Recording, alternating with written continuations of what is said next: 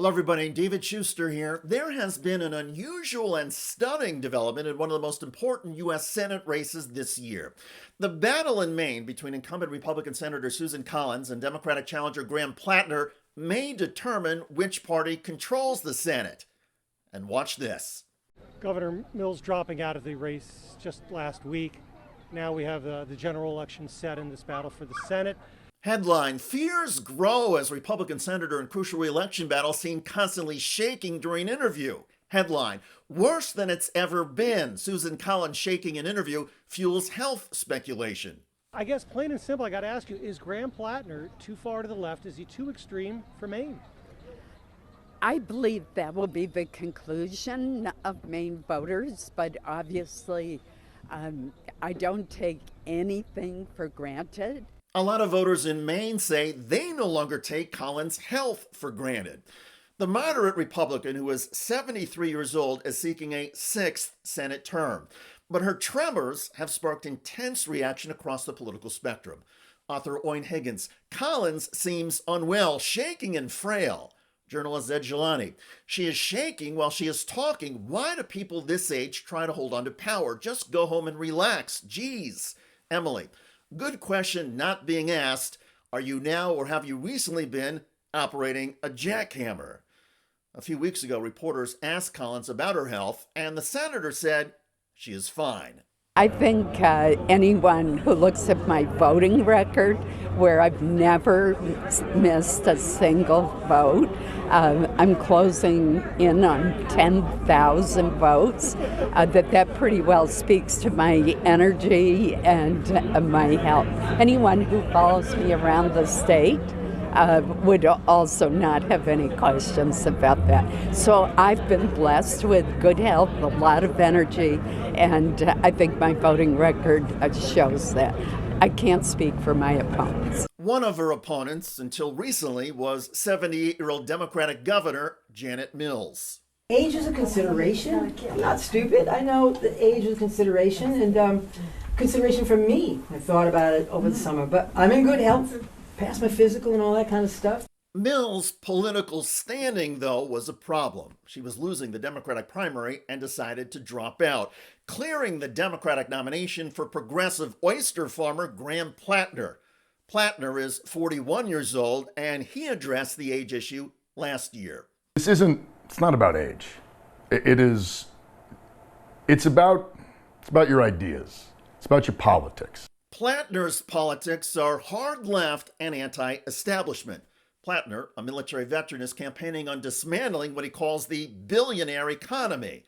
He wants to increase taxes on the wealthy, he supports Medicare for all, and says he would abolish the Immigration and Customs Enforcement Agency, or ICE. Susan Collins has positioned herself as a Republican centrist and pragmatic institutionalist who often attempts to build bipartisan consensus. However, Collins has supported GOP tax cuts and border security policies. Collins also voted to confirm Donald Trump's Supreme Court nominees.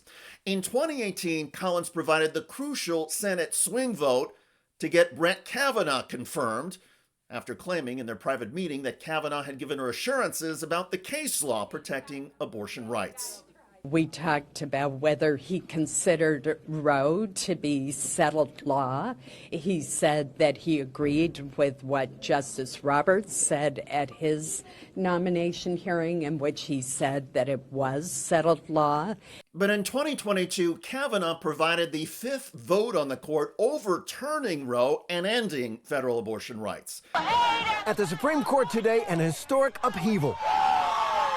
In a sweeping ruling that overturned a half a century of precedents, 5 justices ended the right of American women to choose abortion under the Constitution. The court upheld Mississippi's ban on abortions after 15 weeks by a 6-3 vote, and 5 of those justices went even farther, voting to overturn Roe v. Wade itself. Collins claims she had been misled. Critics say Collins engaged in political expediency, both in confirming Kavanaugh to please Donald Trump, and then later in complaining about Kavanaugh shredding women's rights.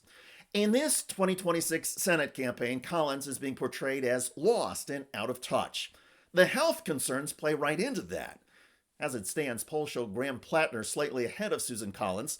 Republicans have responded by highlighting controversial slurs and homophobic remarks that Platner made on social media while he was a U.S. Marine. Also, nearly 20 years ago, Platner got a tattoo that resembled a Nazi SS symbol. Platner has since had it covered up. The Senate race in Maine is expected to be the most expensive in state history. Nationally, both parties consider the Maine race must win. In other words, it's not just about a possible shift in Maine's Senate representation from a moderate Republican to a staunch progressive. It's about who gets the majority in the U.S. Senate.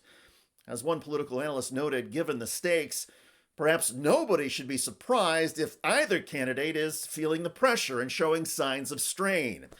But the concern now with Susan Collins is that her tremors signal serious health issues and not just anxiety about possibly costing her party Senate control.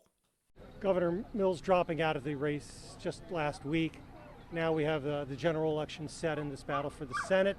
I guess plain and simple, I got to ask you, is Graham Platner too far to the left? Is he too extreme for Maine? I believe that will be the conclusion of Maine voters, but obviously I don't take anything for granted. By the way, a panel of voters just appeared on Fox News and turned against Donald Trump and the GOP. The change that I was expecting from the president himself, I don't feel in my everyday life, which is concerning to me.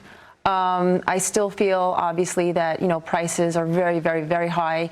If you're going to the grocery store or just in general, because inflation still exists. Unfortunately, now we have the higher gas prices, which really hurt, everyday people in their pocket. Another independent voter on the Fox panel said the economy was the #1 issue for him and nearly everybody he's been talking to. And this voter, Dominic, said Trump's grade is clear. A big loss for him is the economy and inflation and the cost of living, which has been a common theme here across Republicans and Democrats. The cost of living is just too expensive. It's just too expensive to live, and everyone here is feeling it. And I think that's where, in the midterms, I think the independents are going to control this election. GOP leaning independents on Trump. In the 2024 election versus Kamala Harris, he got 91% of that vote, nearly 100, near uniformity on that one. But down he goes, down into the deep blue sea, now at 53% on the job approval rating. John, I'm not that good at math, but I believe that is a 38-point drop. A 38-point drop from where he was in the 2024 election. As I said, this is a core group for Donald Trump, and they are waving, adios amigos, goodbye. We no longer support you, President of the United States. Check out that video at the link below. It generated a lot of comments on YouTube. One of the most popular is from JRL, who wrote of the previous Trump voters, they only care when it affects them specifically. I hear you. I look forward to reading your comments about Republican Senator Susan Collins in Maine triggering new health concerns in a crucial midterm election campaign. I'm David Shuster. Thanks for joining us.